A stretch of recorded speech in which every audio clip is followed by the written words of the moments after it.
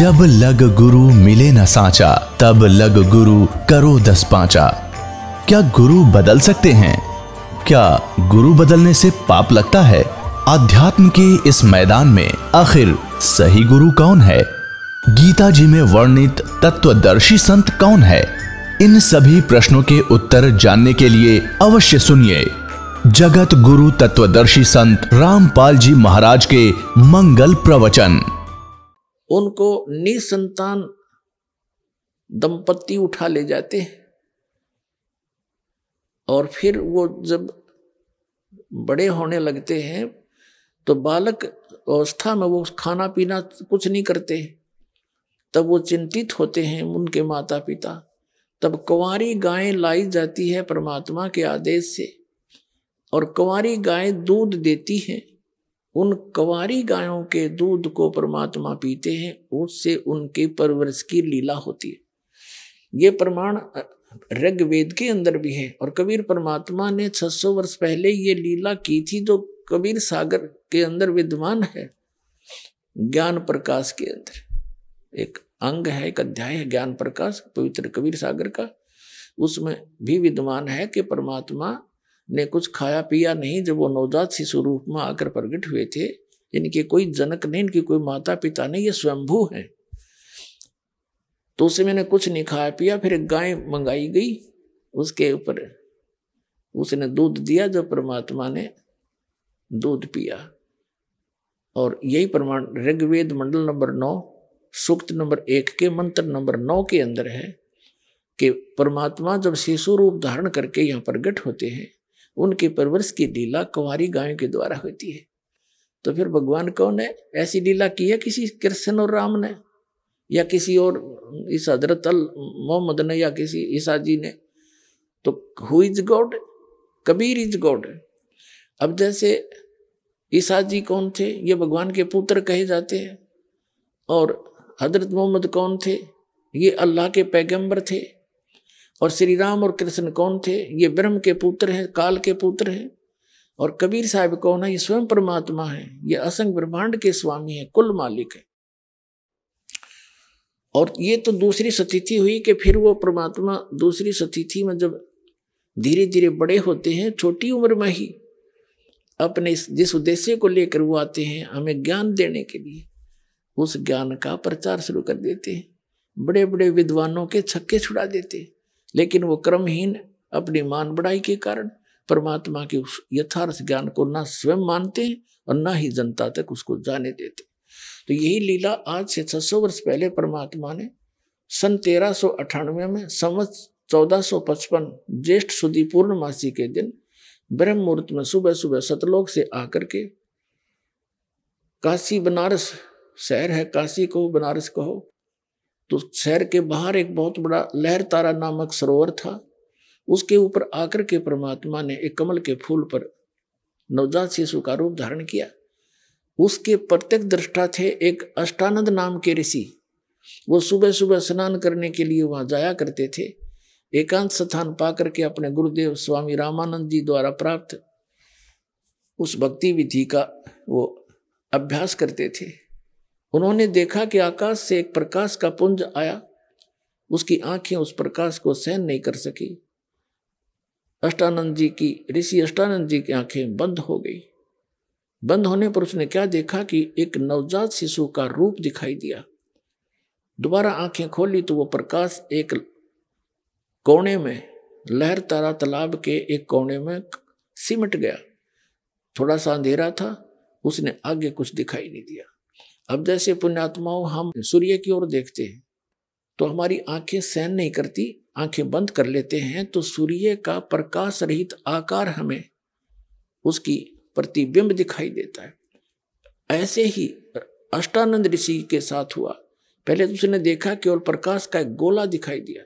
आंखें जब बंद होगी, नहीं सहन कर सकी चरम दृष्टि, तो क्या देखा कि प्रकाश रहित उस एक बालक की आकृति नजर आई उसने। तो उठकर चल पड़ा, अपने गुरुदेव स्वामी रामानंद जी से पूछा कि स्वामी जी आज मैंने ऐसी कुछ अद्भुत लीला देखी, एक प्रकाश देखा, फिर आंखें बंद होगी, आंखें खुली, जब आंखों के सामने एक बच्चे की आकृति मेरे घूमती रही। तब रामानंद जी ने जैसा ज्ञान था उसने कहा कि बेटा, ऊपर के लोगों से जब अवतार गण आते हैं ये लीलाएं ऐसे वो करते हैं। अब यहाँ किसी माँ के यहाँ जन्म लेंगे गर्भ में, वो लीला करने आए हैं। अब इन ऋषियों ने को इतना ही ज्ञान था कि भगवान माँ से ही पैदा होता है, वो भगवान माँ से पैदा हुआ फिर भगवान की सा, तो वो परमात्मा स्वयंभू थे, स्वयं आए। तो ये प्रत्यक्ष दृष्टा थे, ये दूसरी सती थी और थी है उस परमात्मा की हमें संभालने की, हमारे को यहाँ यथार्थकार देने के लिए आने की। और फिर जब धीरे धीरे बड़े हुए जुलाहे का काम भी करते थे, एक झोंपड़ी में रहते थे, असंख्य ब्रह्मांडों का पालन करता, एक झोंपड़ी में रहा करता था, कपड़ा बुनकर दिखाते थे। इसका कारण क्या था? ये कहते हैं समझदार को संकेत बहुत होता है। वो ये बताने आए थे तुम सारा जीवन इस माया के डले डोण में बर्बाद कर रहे हो।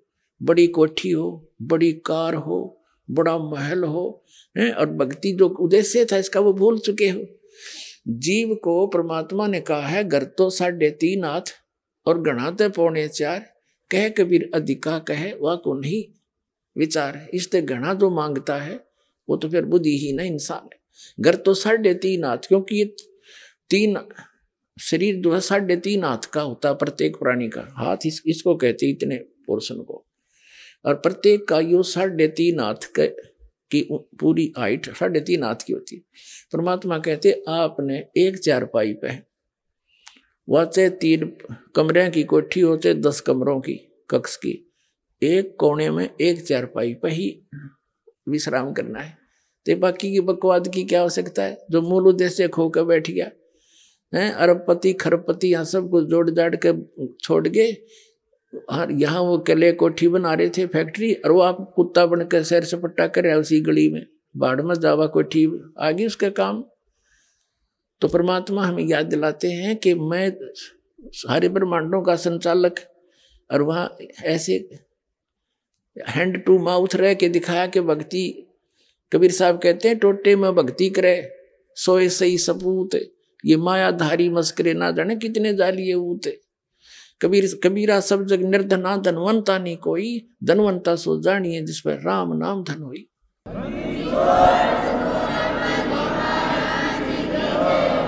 अब जो प्रसंग चल रहा है तो ये दूसरी सतिथि है जो परमात्मा हमें संभालते हैं,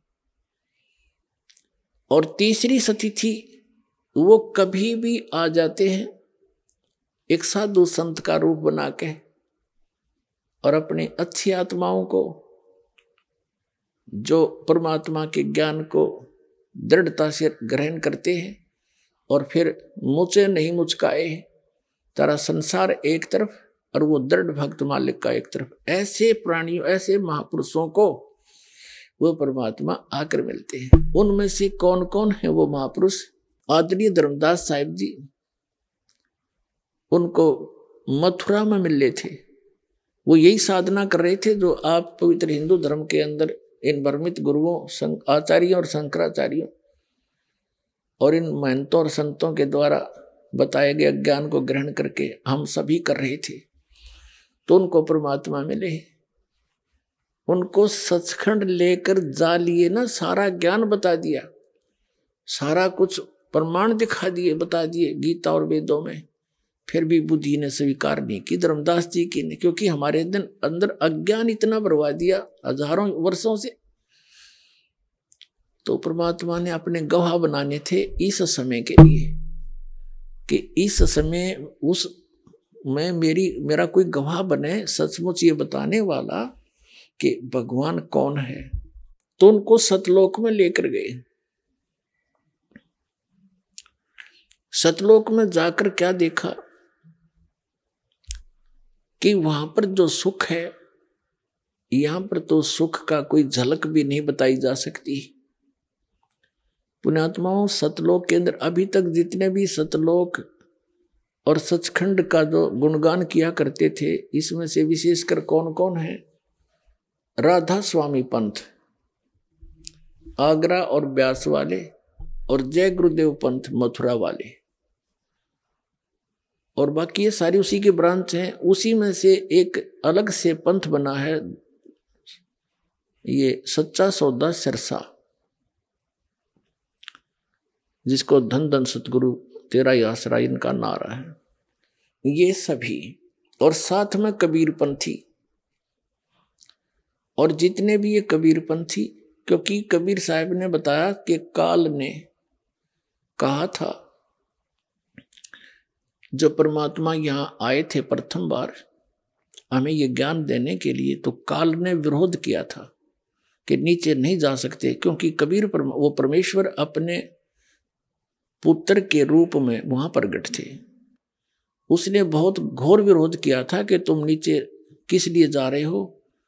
तब अपने पुत्र के रूप में विराजमान परमात्मा ने कहा था कि मैं नीचे जाऊंगा और तूने परमात्मा के बच्चों को मिसगाइड कर रखा है, तूने गलत साधना बता के उनका जीवन नाश कर रखा है, कुत्ते गधे सूअर बना रखे हैं, उनको परमात्मा के विषय में यथार्थ जानकारी देने जाऊंगा और उनको सही भक्ति बताऊंगा, तेरे जाल से निकाल कर ले जाऊंगा। तब उसने परमात्मा के ऊपर एक घात किया था, उसको मारना चाहा था, लेकिन मालिक की शक्ति के सामने उसकी कुछ नहीं बसाई। तब कबीर साहब ने बताया था धर्मदास कि इसने मेरे ऊपर अटैक किया, मैंने श्वास का सिमरन शुरू कर दिया सतनाम का, जो 2 अक्षर का है, जिसमें एक ओम मंत्र है और एक गुप्त है जो दास बताएगा। तो सतनाम का मैं सुमन, वो पुण्यात्मा परमात्मा हमें आगाह कर रहे थे कि कभी आप पर किसी भी प्रकार की आपत्ति आती है, चाहे किसी कोई देवता आपको हानि करना चाहता है या कोई भूत प्रेत पितर, कोई भी आपको ऐसा संकट लगे या कोई अन्य प्राणी, तो उस समय सतनाम का सिमरन अवश्य शुरू कर देना, फिर देखना उसका रंग क्या कैसी बचाव करेगा। तो वो हमें संकेत कर रहे थे। तो परमेश्वर कबीर जी ने हमें भी बताने के लिए, ना उनको तो क्या सिमरन की जरूरत, वो तो खुद मालिक है, हमें दृढ़ करते हैं कि तुम ऐसी आपदा के समय इस नाम का जाप याद रखियो। कहीं उस समय आवाज लगा दो हाय माँ मर गया, तो वहां माँ मदद नहीं कर सकती, वहां तो परमात्मा का वो मंत्र मदद करेगा। तो उस मंत्र का जाप किया मैंने, परमात्मा कहते। तो ये काल ऐसे गिर गया जमीन पर जैसे पक्षी की पंख कट जाती हैं और पड़ा पड़ा तड़पता है, उसकी कुछ पार नहीं बसाती। तब इसने मेरे पैर पकड़ लिए नीचे घिसट कर और कहा कि तू मेरा बड़ा भाई, क्योंकि ये भी परमात्मा का ही बच्चा है, ये काल भी, लेकिन ये निकम्मा बच्चा हो गया और इसको देश निकाला दे दिया गया। वहां इसने गलती की और हमने भी गलती की इसी के साथ साथ, इसलिए हम भी यहाँ आ गए। लेकिन वो दयालु है परमात्मा, उन्हें फिर दया आई कि गलती हो जाती है बालक पर। माता पिता जैसे बच्चे कितनी गलती कर दें, माता पिता फिर भी अक्सवा ही करते हैं। वो हमारा माता पिता है, उसने हम पर फिर दया आई। काल ने कहा कि भगवान एक काम करना, मुझे श्राप लगा हुआ है 1 लाख मानव शरीरधारी प्राणियों के सूक्ष्म शरीर को नित्य भून कर खाने का। यदि आप सभी को ले जाओगे अभी तो मेरी कैसे भूख मिटेगी। इसलिए आप चौथे युग में जीव ले जाना, 3 युगों में जीव कम ले जाना। तो परमात्मा ने कहा, इसने पैर पकड़ के छोड़ा नहीं, बुरी तरह रोता रहा। तब कहा ठीक है, और बोल क्या मांगता है भिखारी। तब इसने एक और प्रार्थना की कि भगवान चौथे युग में जब तुम ज्ञान प्रचार करो तो किसी अपना ज्ञान समझाकर अपने बनाकर आप सतलोक ले जाना, जबरदस्ती बलपूर्वक ना ले जाना। तो परमात्मा को पता था कि जब तक इनको ज्ञान नहीं होगा तो इनकी आस्था वहां बनेगी नहीं, और जहां आशा ता वासा होई, मन कर्म वचन सुमरियो सोई। जब आपको ज्ञान होगा उस सतलोक के सच्चे सुख का, इन सब प्रमाणों से जो दास आपके सामने प्रस्तुत करेगा, आपके अटल विश्वास हो जाएगा कि सचमुच ऐसा है, ऐसा ज्ञान दूंगा आपको, ये सत्य कर मानना। आपको ऐसा चाह चढ़ेगा सतलोक जाने का, ऐसी उमंग उठेगी।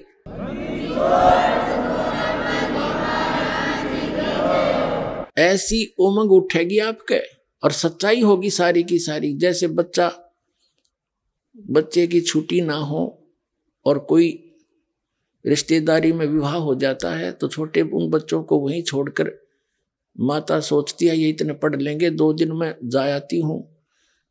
तो वो बच्चों को पता लग जाता, वो रो रो के पीछे चला करें, मैं भी चलूंगा मम्मा के, डटे नहीं डटा करें।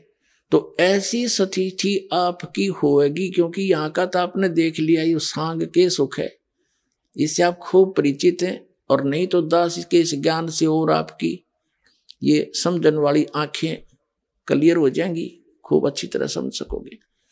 और जब सभी प्रमाण होंगे, तो जहां जिन महापुरुषों ने सतलोक देखा, सचखंड वाक्य बताया, उनके एफिडेविट आपके सामने रूबरू किए जाते हैं। आपके लिए करवाया दाता ने सारा कुछ, कि ताकि जब ये समय आवे, ये है वो प्राइम टाइम कलयुग का, जिसमें आप सबको मोक्ष करना है। इस नाम को जो ग्रहण करेगा और इस ज्ञान पर आधारित रहेगा, वो सारे पार हो जाएंगे टोटली, चाहे कितने ले लियो।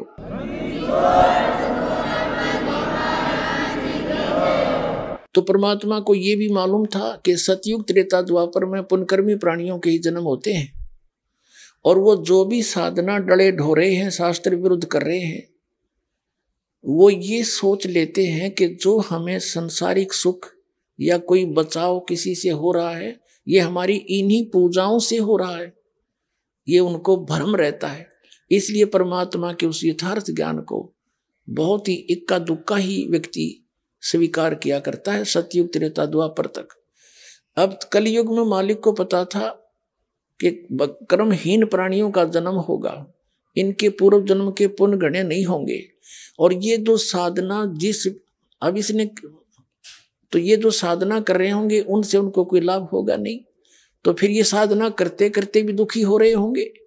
तो काल ने क्या कहा था कि 3 युगों में जीव थोड़े ले जाना, और चौथा युग जब कलयुग आवे, तब तो शरण जीव बहु जावे, ऐसा वचन हर मोय दीजे, तब तुम गवन संसार ही कीजिए। अब परमात्मा ने कहा ठीक है, तूने जो मांगा मैंने बख्श दिया, 3 युगों में जीव कम ले जाऊंगा, और चौथा युग जब कलयुग आवेगा, चौथे युग की कलयुग की बिचली पीढ़ी में जब 5500 वर्ष कलयुग बीत जाएगा, तब मैं अपना एक अंश भेजूंगा, अपना प्रतिनिधि, अपना दास भेजूंगा, और उस समय उसको मैं सारे मंत्र दूंगा, कंप्लीट नॉलेज दूंगा, और वो फिर पूरे विश्व को ज्ञान देगा, सबका कल्याण करेगा। कृपा कबीर जी की ही होगी। तो परमात्मा ने जब इसने ये आदेश दे दिया, कबीर साहब ने यथा तथास्तु कर दिया, तब काल ने कहा, हंसा फिर ये, जब इसका सारा काम उल्लू सिद्ध हो गया। यहाँ तो ऐसा ही है, आप यहाँ के किसी भी व्यक्ति की वृत्ति देख लो, इस काल निरंजन जैसी है। जो ही इसका काम बन गया, हाँ होगी, तभी आंखें बदल गया। कहा कि जाओ जोग जीत संसारा, कलयुग में बेशक चले जाइयो, आजियो जाइयो जोग जीत बेशक संसारा, और जीवन मान कहा तुम्हारा, 12 पंथ करूं मैं साजा, और तुम्हारा नाम ले करूं आवाजा। 12 पंथ नाम जो ले ही हमरे मुख में आन सुम हुई, और अनेक पंथ चलाऊं या विद जीवों को भरमाऊं, और बेशक चले जाइयो जोग जीत संसारा, जीव न माने कहा तुम्हारा, जीव तुम्हारा कहा न माने, और हमरी ओढ़ हो बाद बखाने। काल ने कहा था कि जब कलयुग आवेगा, इनको ऐसा कर दूंगा, ऐसे अज्ञान से ठोक दूंगा कि ये मेरी तरफ दारी करेंगे, और मेरी ओर होकर, मेरी तरफ होकर के पक्षदारी करेंगे, और तुम्हारे साथ वाद विवाद करेंगे, तेरी कोई नहीं सुनेगा। अब इसने आप देख रहे हो, द्वापर तक कोई धर्म नहीं था, अब कलयुग में हिंदू धर्म बना दिया इन आचार्य और शंकराचार्यों के द्वारा।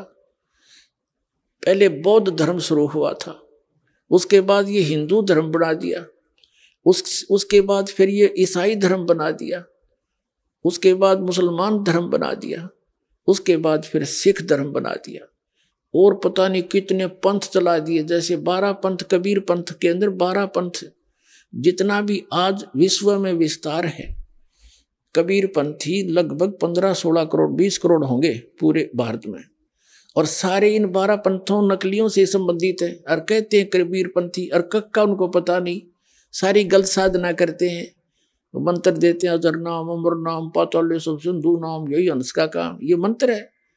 वो तो 2 अक्षर का नाम जो धर्मदास जी को दिया, सतनाम और सार शब्द गुप्त रखा था, वो बताया और कहा अब इसको गुप्त रखो, पिछली पीढ़ी में बतावांगे सबको। और एक ये देता है जम्मू के अंदर श्री मधुप्रभंश, यूं का मेरे जैसा किसी के पास ज्ञान नहीं सारे ब्रह्मांड में।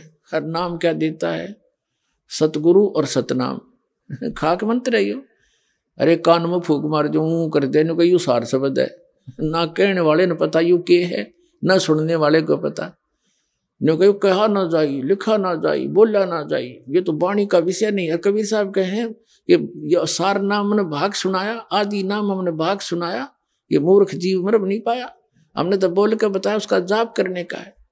आदि नाम का सुमन कर ही सो भव सागर से तरही।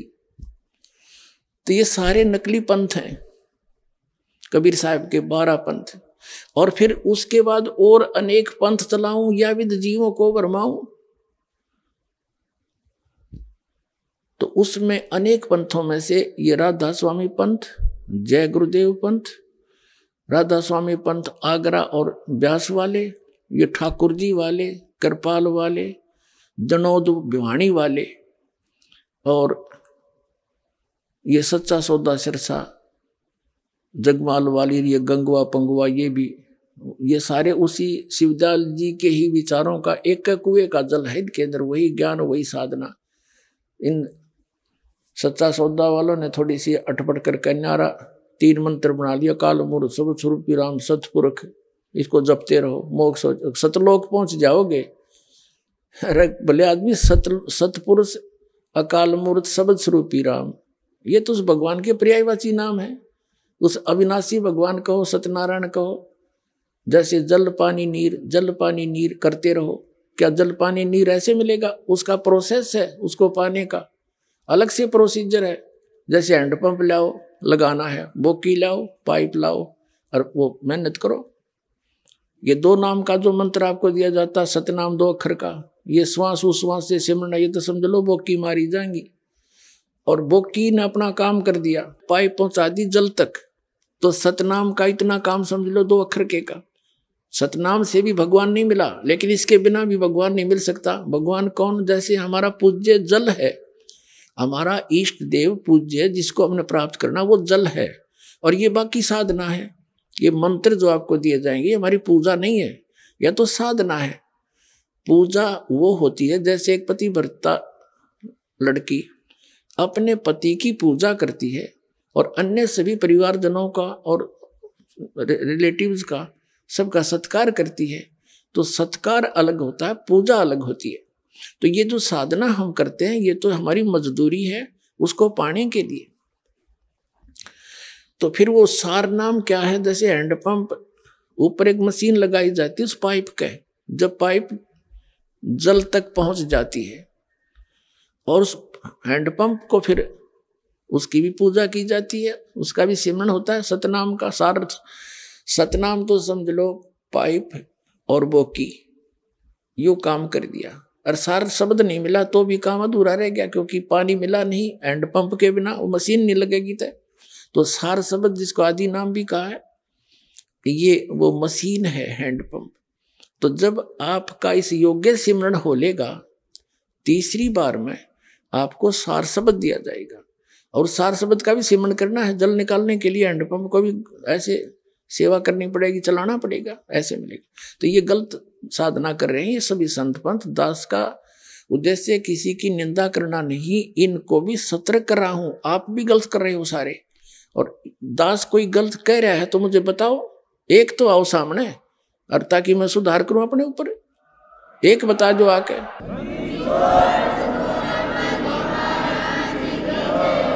इनको ये इनकी हिम्मत नहीं, क्योंकि ये इनके पास ज्ञान गलत है सारा। तो इनको स्वीकार करना चाहिए, अभिमान त्यागना चाहिए। ये समय बहुत कीमती है और ये एक बार ये प्राइम टाइम है, ये जो कलयुग में परमात्मा का और काल का एग्रीमेंट हो रहा है कुछ समय का। और इसमें जो निकल गए बस फिर तो यही है। कहते हैं काया माया काली नागनी, ये काल काली नागनी अपने जाए खात और कुंडली में छोड़े नहीं 100 बातें की बात। जैसे नागनी होती है, अंडे जब बच्चे निकालती है तो अपने चारों तरफ पूंछ की अपने शरीर की एक वो बना लेती है, कुंडली घेरा बना लेती है, उनको फोड़ती है, सबको फोड़ देती है और फिर उन्हीं को खाना शुरू कर देती है, उन्हीं को खाती है। उसके खाते खाते और कोई बच्चा उसकी कुंडली यानी उसके शरीर के घेरे पर के पार हो गया तो वो बच गया, और जय कुंडली में रह गया तो सारे ने खाओगी। तो परमात्मा कहते हैं या एक कुंडली ईब तोड़ी है हमने, ये कुछ समय का समय दिया है, ये 1000 वर्ष चलेगा, ये परमात्मा का यथार्थ ज्ञान पूरे विश्व में चलेगा। और जो इसमें निकल गया, मनुष्य जीवन प्राप्त है, ये ज्ञान प्राप्त कर लिया, सतभक्ति कर ली, वो तो निकल गया। न तो कहते जो कुंडली में रह गया, जो यहीं रह गया तो इसको फिर ये इसी का हार है। अब जो प्रसंग चल रहा था वही आते हैं। अब प्रसंग चला था कि ये जो सतलोक का ठेका ले रहे थे अभी तक, ये नकली कबीरपंथी 12 पंथों की शाखाएं, सारा ये दामा खेड़ा वाले, ये सारे उन नकली कबीरपंथियों में से है। क्योंकि कबीर परमात्मा ने अपनी प्यारी आत्मा धर्मदास जी को आज्ञा दी थी उपदेश देने की, और केवल उसको कहा था केवल 5 नाम देना। जैसे राधा स्वामी वाले 5 नाम देते, कौन सा? ओंकार, रंकार, ज्योति, निरंजन बता, और सतनाम भी दे उस समय, सो हमर सतनाम। अब परमात्मा कहते हैं 5 नाम काल के जाप करो और बात करो सतलोक जान की। अरे वाह! अपने आत्मा इसी प्रकार ये कबीरपंथी भी नाम उठ पटांग देते हैं और बात करते हैं सतलोक जाने की। तो 5 नाम धर्मदास जी को केवल 5 नाम देने का आदेश दिया था, ओनली धर्मदास जी को, और उनके पुत्र चूड़ामणि जी को, जिसको मुक्तामणि भी कहने लगे बाद में, उनको ये 5 नाम ही आगे अपने शिष्यों को देने का आदेश दिया था। इस सतनाम और सारनाम को ओपन नहीं करना था, उनको प्रतिज्ञा दिला दी थी। तो दामा खेड़ा वालों के, जो दामा खेड़ा के अंदर है, वहां जो मुक्तामणि जी की ही संतान आगे चली आ रही है, चूड़ामणि जी की, तो उसमें कबीर साहब ने कहा था कि तेरा जो 6ठी पीढ़ी होगी धर्मदास, उस 6ठी पीढ़ी में ये मंत्र भी लोप करवा देगा काल, और ही ऊट पटांग साधना शुरू हो जाएगी। और फिर धर्मदास जी को चिंता बनी कि आपने मेरे को 42 वंशों, मेरे 42 वंश बख्श दिए, क्योंकि धर्मदास जी का इकलौता पुत्र था नारायण दास, और नारायण दास ने परमात्मा के ज्ञान को माना नहीं, क्योंकि वो काल का दूत था। परमात्मा उसकी शकल दिखा दी थी, आशीर्वाद देख यू काल का दूत है, ये आपकी नहीं मानेगा। तब वो चिंतित हो गया कि भगवान फिर मेरा तो वंश नष्ट हो जाएगा, मेरे घर तो काल पैदा हो गया। तब परमात्मा कबीर जी ने अपने वचन के आशीर्वाद से उसकी पत्नी के, उसको एक पुत्र बख्शा था, जो उसकी पत्नी के गर्भ से फिर जन्म लिया। समय आने पर 9 महीने के बाद उसका नाम मुक्तामणि यानी चूड़ामणि रखा, फिर मुक्तामणि भी कहने लगे। तो फिर धर्मदास ने कहा कि चिंतित हुआ, मेरा कैसे होगा भगवान, बहुत दुखी हो गया। तब परमात्मा ने कहा तेरे को 42 पीढ़ी का वंश का मैंने वरदान दे दिया, तेरी 42 पीढ़ी तक तेरा वंश रहेगा। तो उसने कहा भगवान फिर उनका मोक्ष कैसे होगा? धर्मदास जी ने कहा, परमात्मा ने कहा कि ऐसे करो, तुम ये 5 नाम प्रदान करते रहो, आशीर्वाद मैंने दे दिया, और आगे इसी मंत्रों को आप लेते रहोगे, ठीक से करते रहोगे, तो पिछली पीढ़ी तक तेरे ये सभी पंथ वंशज है, इस 5 नाम के मंत्र से तुम्हारा जन्म मनुष्य का होता रहेगा उनका। वो 5 नाम कौन से हैं जो दास आपको देता है? ओंकार, निरंकार, सतनाम, ये नहीं है वो। ये 5 नाम जो पहले आपको प्रथम मंत्र के रूप में फर्स्ट टाइम दिए जाते हैं, जो बीच बीच के इन 7 मंत्रों में 2 मंत्र, ये 5 मंत्र हैं, ये दिए जाते थे। तो फिर परमात्मा ने कहा कि छठी पीढ़ी में ये जो 5 मंत्र वाला जो जाप है, ये भी लोप हो जाएगा तेरे वंशजों से। छठी पीढ़ी में काल के दूत उस पुण्यात्मा को भ्रमित कर देंगे और वो इस मंत्र को छोड़ के, क्योंकि ये 5 नाम कौन से हैं? जो हमारे शरीर में कमल हैं, इन कमलों के अंदर ये प्रधान बैठे हैं। प्रत्येक कमल में, मूल कमल में गणेश जी, स्वाद चक्र उससे 2 उंगल ऊपर, ये हमारे शरीर में बैकबोन है, रीढ़ की हड्डी जिसको बोलते हैं। इसके अंदर की तरफ गुदा के पास जहां ये एंड होती है, उससे 2 उंगल ऊपर, इसके एंड से अंदर की तरफ मूल कमल है, उसमें गणेश जी का वास है। उससे 2 उंगल ऊपर सावित्री और ब्रह्मा जी का वास है। वो अधिष्ठान, स्वादिष्ठान चक्र कहते हैं उसको, स्वाद चक्र कहा संतों ने। फिर नाभि चक्र, उसमें विष्णु और लक्ष्मी जी का वास है। हृदय चक्र है दोनों सतनों के मध्य में, या रीढ़ की हड्डी के अंदर की तरफ। इसमें शिव और पार्वती जी का निवास है। और कंठ कमल ये है इसके सामने, यहाँ बैक में, जहाँ ये रीढ़ की हड्डी थोड़ी सी बैंड होती है, यहाँ पर इस दुर्गा जी का निवास है। तो हमारे इस शरीर के ऊपर इनका कंट्रोल है, इनका हमारे ऊपर ऋण है। और जब तक ये कमल हमारे फ्री नहीं होंगे, यानी हमने स्वदेश जाना है विदेश से, तो हमारा पूरा वहाँ का क्लियरेंस होना चाहिए। जैसे पेट, इसका जो है बिजली का बिल वो क्लियर हो, टेलीफोन का बिल क्लियर हो, सरकार का कोई लोन है वो क्लियर हो, तो तभी हम स्वदेश का आसकेंगे ना तो कौन आने देगा। तो हम असंख्य जन्मों से यहाँ ऋणी हो गए गलत साधना करके। अब ऐसे मंत्र दिए जाएंगे जो इन प्रधानों के जो जिसके जो क्लियरेंस लेनी है चलते समय, तो इनकी भक्ति ये मजदूरी करने से, नाम के इन 5 नाम के जाप करने से, ये आपको यहाँ का सुख भी देंगे। जैसे किसी ने फैक्ट्री लगा रखी है और फैक्ट्री का कनेक्शन कट गया, पैसे उसका बिजली का बिल नहीं भरा, टेलीफोन का नहीं भरा, तो फिर दोबारा कैसे पैसे देगा कि दोबारा वो फैक्ट्री चालू हो और कमा के देवे। तो कोई गारंटर मिले उसको, सरकार और उसके बीच में ये कहने वाला कि मैं इसका गारंटर बनता हूँ, आप इनके कनेक्शन चालू दो ताकि आपका कमा के पूरे करे। तो ये दास आपका गारंटर बनेगा और कमाई आपने करनी पड़ेगी और टैक्स इनका देना पड़ेगा। तो ये टैक्स देना पड़ेगा, तो ये फिर आपको अपना कर्जा पूरा करके बाकी शेष जो बचता आपको यहाँ का सुविधा भी मिलती है इन्हीं से। तो ये 5 नाम है यहाँ तक क्लियर करने के। और ये सच्चा सौदा सिरसार और ये सारे जय गुरुदेव वाले, ये राधा स्वामी वाले, नो कह हमने नीचे के कोई लेना देना नहीं, हम तो सीधे तिरकुटी बीच जाते हैं। तिरकुटी कोई बरवाड़ा का बस स्टैंड है, चाहे पैदल चला जाओ चाहे साइकिल पे। तिरकुटी में जाने से पहले बहुत कुछ करना पड़ेगा। जैसे तिरकुटी तो इंटरनेशनल एयरपोर्ट समझ लो, वहां जाने से पहले पूरी कितनी कुछ कार्रवाई, कागज कार्रवाई करनी पड़ती है। वहीं जा बैठेगा उसके ऊपर तिरकुटी पे। तो इन्होंने बैठा रखा 5 नाम काल के जाप करें। और बात करें सतलोक और सचखंड की, सतलोक में भगवान को निराकार बतावें, प्रकाश ही प्रकाश। अब जो प्रसंग चल रहा है उसी पर आते हैं। तो दामा खेड़ा वालों को फिर परमात्मा ने कहा कि ये 5 नाम तुम देते रहना, और धर्मदास मेरी लाख दुआई, ये मूल ज्ञान कई बार ना जाई। धर्मदास मेरी लाख दुआई, ये सार शब्द की दबार ना जाई। ये सतनाम और सार शब्द जब बार पड़ गया तो बिचली बार पड़ी, बिचली पीढ़ी हंस नहीं तरही। आदरणीय नानक साहिब जी को परमात्मा ने ये 2 अक्षर का मंत्र दिया था, सतनाम, जिसमें एक ओम है और एक वो दूसरा जिसको प्राप्त है उसको पता है।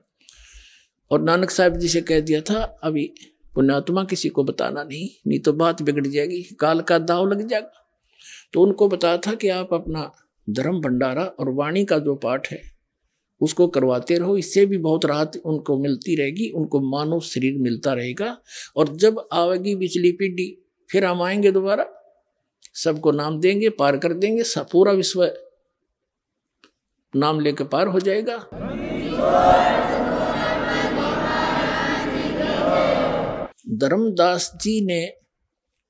धर्मदास जी से कहा कि तुम ये 5 नाम का जाप दो, और उसके पुत्र को भी कहा बेटा ये 5 नाम का जाप देना, और अपना उत्तराधिकारी बना, उसको भी यही 5 नाम ही देने का बताना, आगे दान करे। अब फिर परमात्मा कबीर जी ने कहा कि धर्मदास 6ठी पीढ़ी में ये मंत्र 5 भी समाप्त हो जाएंगे। वो कैसे समाप्त? फिर धर्मदास जी चिंतित हो गए, क्योंकि घनी नरमात्मा थी उनकी, वैश्य कुल में जन्म था, टोटे नफे ने लाभ हानि को तुरंत कैलकुलेट कर लिया करता, बहुत चिंतित हो जाता, टेंशन ले ली, बुरा मुंह कर लिया, हे भगवान फिर मेरे वंशज कैसे पार होंगे? इन्हों पेट पकड़ कर बैठ गया, मेरे बच्चे कैसे पार होंगे? आपने 42 वंश का मुझे वरदान दे दिया, मेरे 42 वंश तो होंगे, लेकिन फिर भक्ति नहीं मिली, उनको पार नहीं होंगे, तो उन वंश का क्या बनेगा? बहुत चिंतित हो गए। परमात्मा ने कहा कि 6ठी पीढ़ी में ये मंत्र खत्म हो जाएंगे, उसके बाद तेरे वंशजों के पास कख नहीं रहेगा, और वो अभिमानी हो जाएंगे इस बात से कि हम तो धर्मदास के वंशज हैं, हम ही सर्वप्रिय हैं, और की वो सुना नहीं, अभिमान कर भगवान का मेल नहीं। तो धर्मदास जी बड़े चिंतित हुए, घना दुखी हो गए। तब कहा भगवान फिर कैसे उनका कैसे बात बनेगी, कैसे पार होंगे?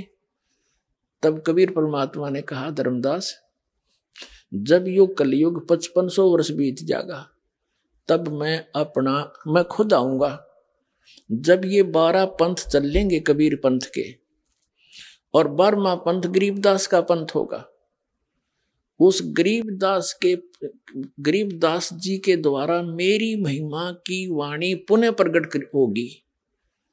जैसे उसके बाद उस 12वां पंथ चल चुका होगा गरीबदास जी का, और इन 12 पंथों के अंदर मेरी ही महिमा होगी, कबीर साहिब की मेरी वाणी को पढ़ा करेंगे, लेकिन ये यथार्थ ज्ञान नहीं समझ सकेंगे। इन 12 पंथों के प्राणी मुझे ही तो मुखिया मानते रहेंगे, लेकिन यथार्थ मंत्र ना होने से ये असंग जन्म भी पार नहीं हो सकते।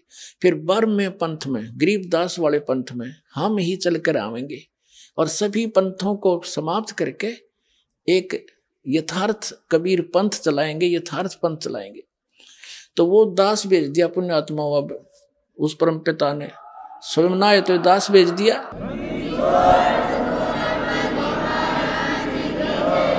और उस समय जब परमात्मा ने ये कहा कि हम ही चलकर आएंगे, सबको यथार्थ ज्ञान दूंगा, पूरा विश्व पार होगा, तेरे बच्चे भी पार हो जाएंगे, फिर वो पीछे कहाँ रहेंगे धर्मदास? पूरे विश्व में मेरा ज्ञान होगा और सतनाम सबको दिया जाएगा। अब ये है वो समय, बैन उठ गया यहाँ का। अब ये सतनाम भी सार्वजनिक करना है, कर दिया दास ने मालिक के आदेश से। आदरणीय नानक साहिब जी को भी परमात्मा मिले थे, अभी बताएंगे सारी कहानी, और उनको सचखंड लेकर गए थे, वापस छोड़ा था, तब उन्होंने आंखों देखा, हाल परमात्मा का बताया था, और वो स्वयं इस 2 अक्षर के मंत्र सतनाम का जाप किया करते थे, लेकिन उन्होंने आगे परमात्मा के आदेश से किसी भी अपने सिख समाज को ये मंत्र नहीं दिया, क्योंकि ये मंत्र सार्वजनिक हो जाता। और ये काल के दूत जो राधा स्वामी पंत, धन धन सतगुरु सच्चा सौदा, सरसा और जगमाल वाले, जय गुरुदेव वाले, ये जितने भी हैं निरंकारी, ये सारे उस गुरु ग्रंथ साहिब इसको पढ़कर ही नारे मास्टर पाके थे। तो ये उसमें अगर ये नाम होता तो ये वही नाम ये देते, ये अधिकारी थे नहीं, क्योंकि शिवदयाल जी का कोई गुरु नहीं था, और अधिकारी बिना यू नाम काम नहीं करे। जैसे एक अपॉइंटमेंट लेटर होता है, सिंपल सी बात है, और उसकी 4 लाइन होती हैं, you are hereby posted on the फलानी फलानी post and your pay and salary will be such and set, और नीचे साइन कर देता वो अधिकारी। तो वो एप्लीकेशन, वो छोटे सा अपॉइंटमेंट लेटर उस बच्चे को आजीवन रोजगार दे देता है। और ऐसे ही कोई और दूसरा बना के अपॉइंटमेंट लेटर और अपने साइन कर दे, तो उसकी है कोई कीमत? वो तो जीवन नाश करे, धोखेबाज व्यक्ति है।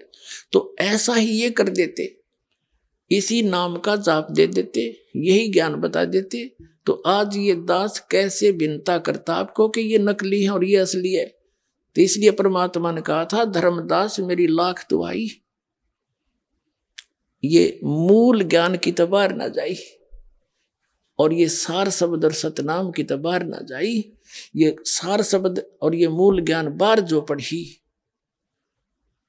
वो बिचली पीढ़ी के हंस नितर ही, लाख दुहाई।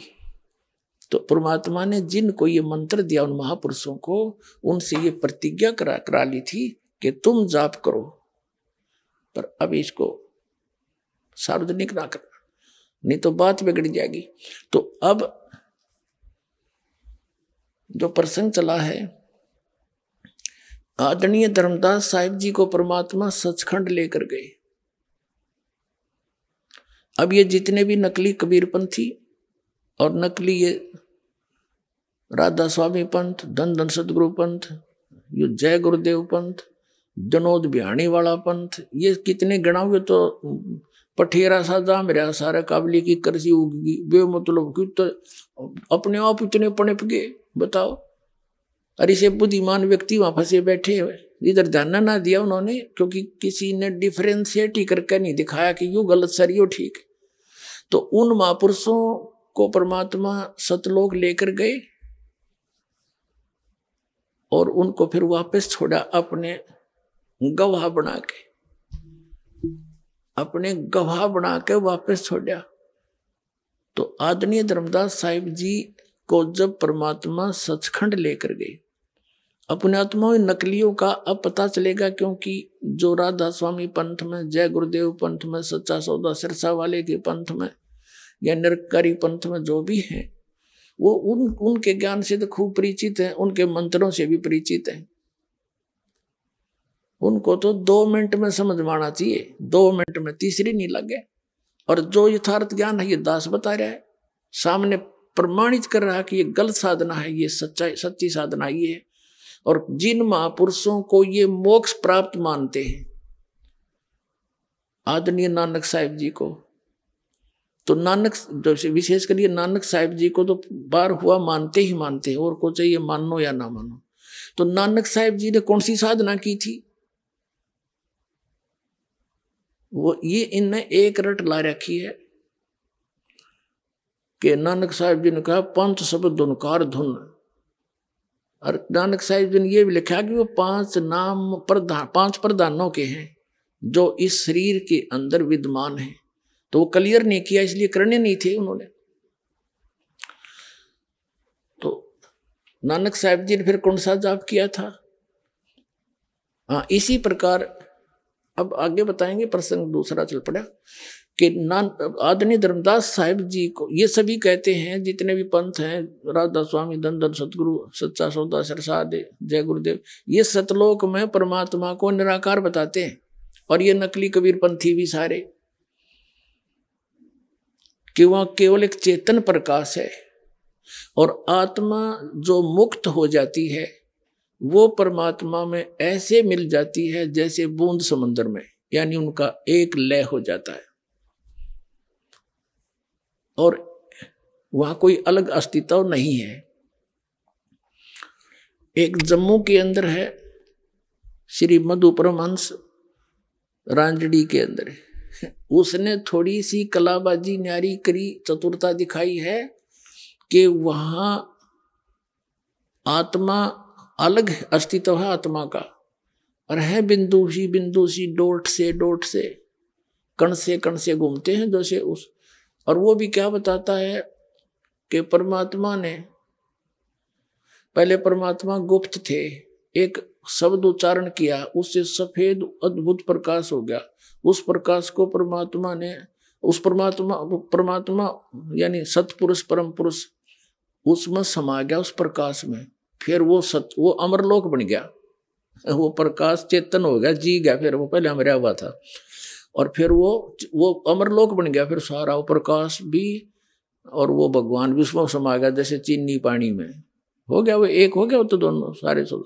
फिर क्या बताया है कि फिर आदि नाम और उसमें जो उस परमात्मा ने क्या किया, उस प्रकाश को ऊपर फेंक दिया, जैसे पानी की मुट्ठी भरकर पानी को ऊपर फेंक देते हैं, फिर वापस आए तो छोटे छोटे कण बन गए और उस प्रकाश में घुले नहीं, वह बन गई आत्मा बिंदु से, और वो उसमें घूमने लगी जैसे मछली पानी में।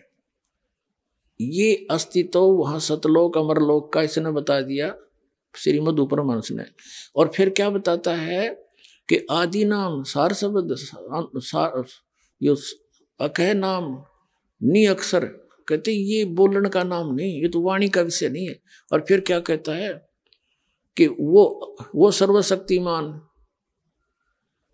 वो अमर पुरुष, वो सार शब्द, वो अमर पुरुष ही तो है, वो सार शब्द भी अमर पुरुष है।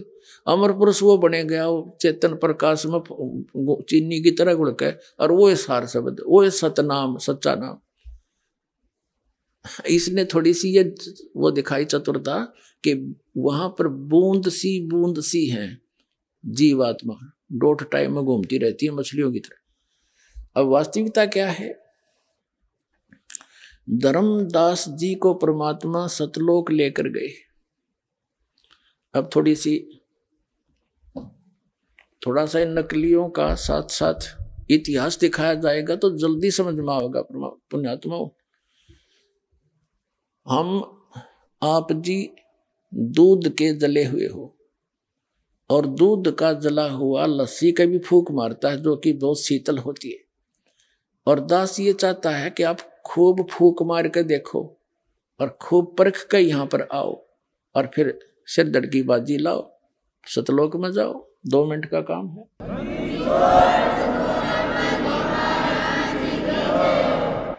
इन राधा स्वामी वालों की तो आपको बहुत बार दिखा रखा है और आज भी दिखाएंगे शाम को।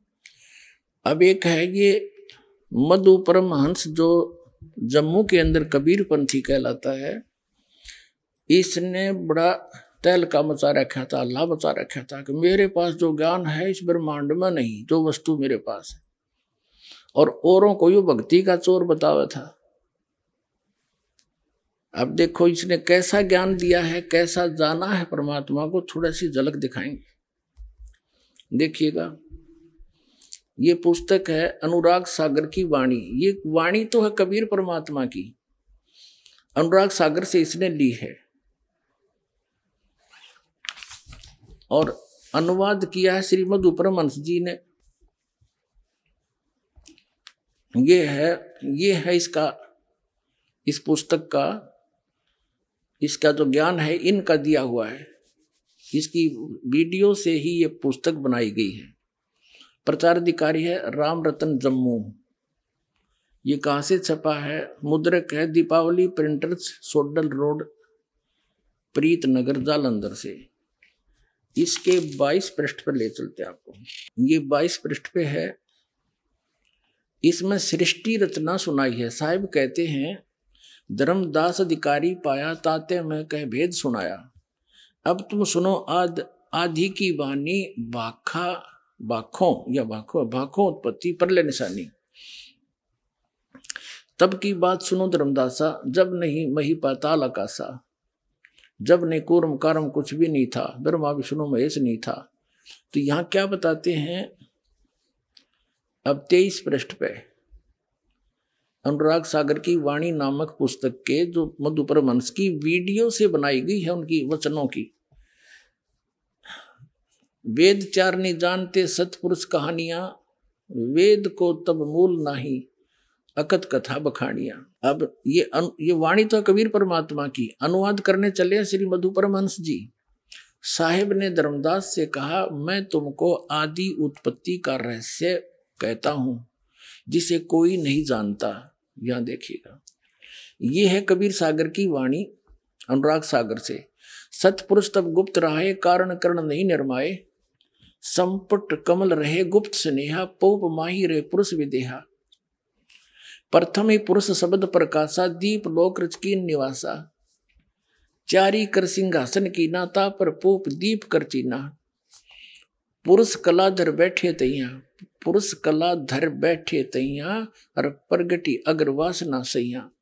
सैंसठासी दीप रचाए, पुरुष इच्छा ते सब अभिलाखा, रचि राखा, पुरुष इच्छा ते सब अभिलाखा। सब है द्वीप रहु अग्र समाई, अग्र वासना बहुत समाई। आइए अब हम उन श्रद्धालुओं के अनुभव जानते हैं जो जगत गुरु तत्वदर्शी संत रामपाल जी महाराज जी से दीक्षा प्राप्त कर चुके हैं तथा उनके द्वारा बताए गए भक्ति मार्ग पर चल रहे हैं। नमस्कार सर। नमस्कार सर। क्या नाम है सर आपका? संदीप कुमार जी। कहाँ के रहने वाले हैं सर? मेरा जी जिला जलंधर है, तहसील नकोदर है, पिंड मैतपुरा जी। क्या काम करते हैं सर आप? मैं ये बेडशीट का बिजनेसमैन हूँ। सर आपने संत रामपाल जी महाराज से नाम उपदेश कब लिया? मैं 2014 में लिया नाम जी। सर संत रामपाल जी महाराज की शरण में आने से पहले आप क्या भक्ति साधनाएं करते थे? मैं पहले देवी देवी को मानता था जी, निरंकारी से पहले आने से पहले बहुत साधना की। फिर 1996 में निरंकारी में पंथ में आया, बाबा जी हरदेव सिंह के में। उस पंथ में काफ़ी चिर जुड़ा रहा। जब उसको नाम दीक्षा ली मैंने निरंकारी की बाबा हरदेव सिंह से, तो उसने बताया भी परमात्मा निराकार है, भी इसमें दो यही परमात्मा है, सोलो निराकार परमात्मा यही है।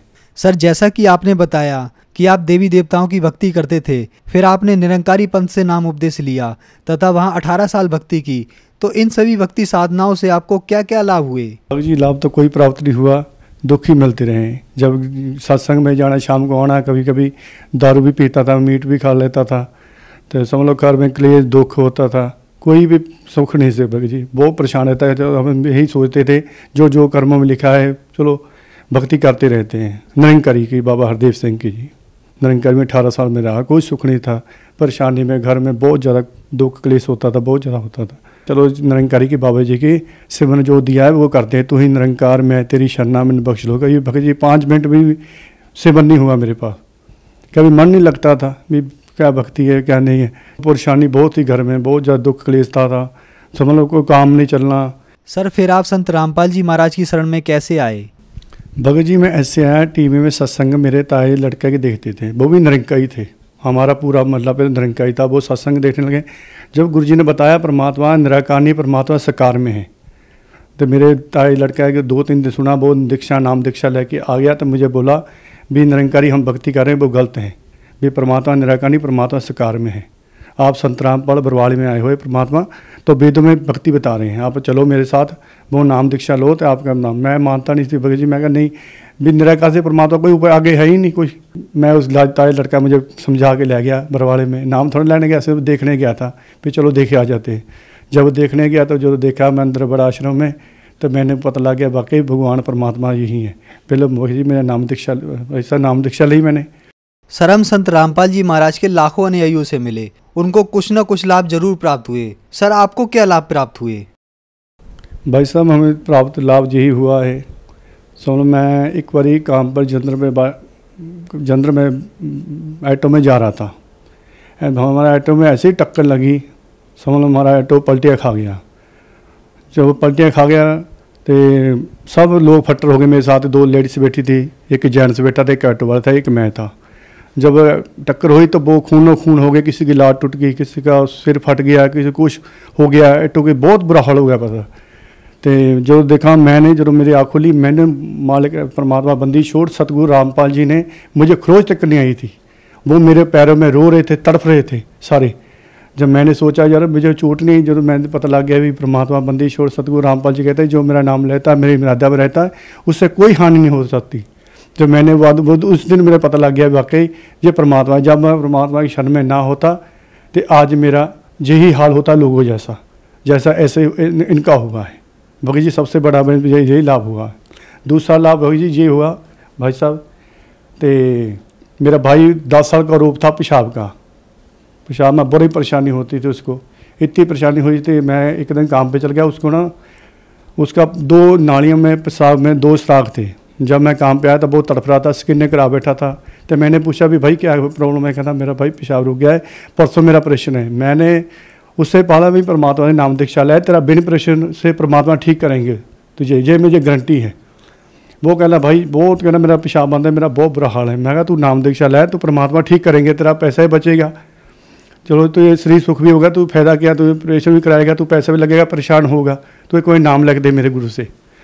तो वो कहने लगा चल ठीक है भाई मैं नाम लूँगा, तो आप जो करना करो। मैंने भाई साहब प्रार्थना लवाई फिर आसार में। मैंने बोला भाई साहब मैं नाम लिया, मेरे भाई ने नाम ले लिया। उसको पेशाब की प्रॉब्लम बहुत ज़्यादा, तो उसके 2 पेशाब नाली सुराख है। तो भाई साहब उन्होंने क्या है कि आप इसको अमृत जल दे दो परमात्मा का, भी इससे वचन ले लो, इसका वचन ले लो इसको। तो भी परमात्मा को मीट अंडा शराब कोई नहीं खाएगा तो परमात्मा दया करेंगे। मैंने भगत जी चलो ये अमृत जल दिया, परमात्मा जोत लाया। परमात्मा बड़े विश्वास से मैं संत रामपाल से मैंने बोला, संत रामपाल परमात्मा भी मेरी तेरे हाथ इज्जत, मैंने बड़े विश्वास से कह दिया भी परमात्मा मेरे ठीक करेंगे संत रामपाल जी। वो कहना चलो ये उधर आदेश आया परमात्मा, उसके बाद ही 5 मिनट में भगत जी भाई साहब वो ना पेशाब खुल के आ गया, उसका पेशाब भी खुल के आ गया, पत्थरी के टोटे निकल आए। जब मेरे पास भागा आए, भाई जी मुझे परमात्मा ने ठीक कर दिया, संत रामपाल ने ठीक कर दिया, संत रामपाल ने ठीक कर दिया। तो मेरा बुआ निकल गया, मैं कैसे ठीक हो गया? तो हाँ कहना देख कहता भाई नीचे चल मेरे साथ ऊपर। कोठे में देखा भगत जी भाई साहब टोटे पेशाब के पड़े थे, पत्थरी के पत्थरी टोटे पड़े थे। मैंने देखा, मैंने इतना रोया है बंदी छोड़ कबीर साहब परमात्मा भी तू ही ठीक कर सकता और कोई नहीं कर सकता, ये विश्व जी। तो हमारे मल्ले वाले सारे देख के परेशान, बाकी भी हैरान हो गए भी ठीक कैसे हो गया? ये तो बहुत बड़ा रोग था, 2 सुराख थे पेशाब की नालियों में, ये कैसे ठीक हो गया? तो मैंने कहा मेरे परमात्मा बंदी छोड़ सतगुरु रामपाल जी ने ठीक किया है, मुझे विश्वास है परमात्मा ठीक है। चलो जी चलो वो कहने लगा, मैंने 22 बोला परसों ऑपरेशन है, हम डॉक्टर के पास चलते हैं। डॉक्टर को बताते हैं बाहर डॉक्टर बुला लेंगे तो हमें पैसे देने पड़ेंगे, जो डॉक्टर लगा देते हैं। मैं डॉक्टर के पास गया, हमारे मैथपुर पिंड डॉक्टर संदोख है ही। तो उसको मैं बोला भी डॉक्टर साहब कहता भी तेरा ऑपरेशन तक परसों है, तू आज क्या लेने आ गया? मैंने बोला भाई सर भी डॉक्टर साहब इसने ऑपरेशन नहीं कराना। कहता क्यों भी? मैं कहा इसने मेरे परमात्मा ठीक कर दिया। कहता कैसे ठीक कर गया? तो उसने पहले कहना इसे 2 सुराख है पेशाब में, तो ये तो मर जाएगा। मैं कहा नहीं मेरे परमात्मा ठीक। वो भी मेरा भाई था, वो भी बोलने लगा मैं ठीक हूँ बिल्कुल डॉक्टर साहब, मेरे पेशाब के टोटे निकला है बिल्कुल, मैं पत्थरी के टोटे निकला है, मैं बिल्कुल ठीक हूँ। तो डॉक्टर कहना चल मैं ऐसे नहीं मानता हूँ, स्किन करा दो डॉक्टर साहब। वो पहले स्किन में आए थे, सुराख आए थे, जब दूजी की उसके सुराख ही नहीं थे। वो डॉक्टर खुद परेशान हो गया, यार कैसे ठीक हुआ है, किसने ठीक किया? मैंने कहा मेरे परमात्मा संत रामपाल ने परमात्मा ने ठीक किया है मुझे। भगत जी सबसे बड़ा ये लाभ हुआ। हाँ मेरी भाभी थी, वो नाम दीक्षा ने मेरे भाई को लेने देती थी। जब मैंने नाम चलो इसको परमात्मा दवाई देना, मैं कहा वो मुझे बोलेगी आन के भी तूने क्यों नाम दवा दिया ऐसा? तो भाई साहब वो बोलने लगी भी आपने बहुत अच्छा किया। वो बहुत खुश हुई भी वाकई हमारे मल्ले सारे इकट्ठे होकर देखने लगे या वाकई परमात्मा आया, संत रामपाल जी परमात्मा के रूप में आए हुए हैं। भगत जी वो बिल्कुल ठीक हुआ, नाम दीक्षा लिया उसने। संत रामपाल जी शरण में आने से अब सब नशा मेरा छूट गया। मैंने मीट भी मेरे खाता था, चलो ड्रिंक भी लगाता था मैं। जो संत रामपाल शरण में आया अब भक्ति में मन भी लग रहा, नशा भी छूट गया। यार दोस्त मेरे ऐसे थे वो भी छूट गए। अब परमात्मा की दीक्षा में नाम शरण में आ गया हूँ। सर जो श्रद्धालु आपको देख रहे हैं उनको आप क्या संदेश देना चाहते हैं? ऐसा मैं देश तो नहीं दे सकता हूँ, एक प्रार्थना कर सकता हूँ भी संत रामपाल परमात्मा के हिसाब से रूप में धरती पे आ चुके हैं, इसके जल्दी में जल्दी शरण में आए और नाम दीक्षा लें। सर संत रामपाल जी महाराज से नाम दीक्षा कैसे ली जा सकती है? भाई साहब जी सत्संग में हर टीवी पे चैनल में सत्संग परमात्मा का आ रहे हैं संत रामपाल के, उस पर पीली पट्टी आ रही है, उसमें फ़ोन नंबर लिखे हैं। बाकी जगह जगह नाम सेंटर हैं, वहाँ आन के फ़ोन करके अपने नाम दीक्षा ले सकते हैं। जल्दी जल्दी परमात्मा संत रामपाल की शरण में आए, अपना कल्याण कराएं। धन्यवाद सर। धन्यवाद।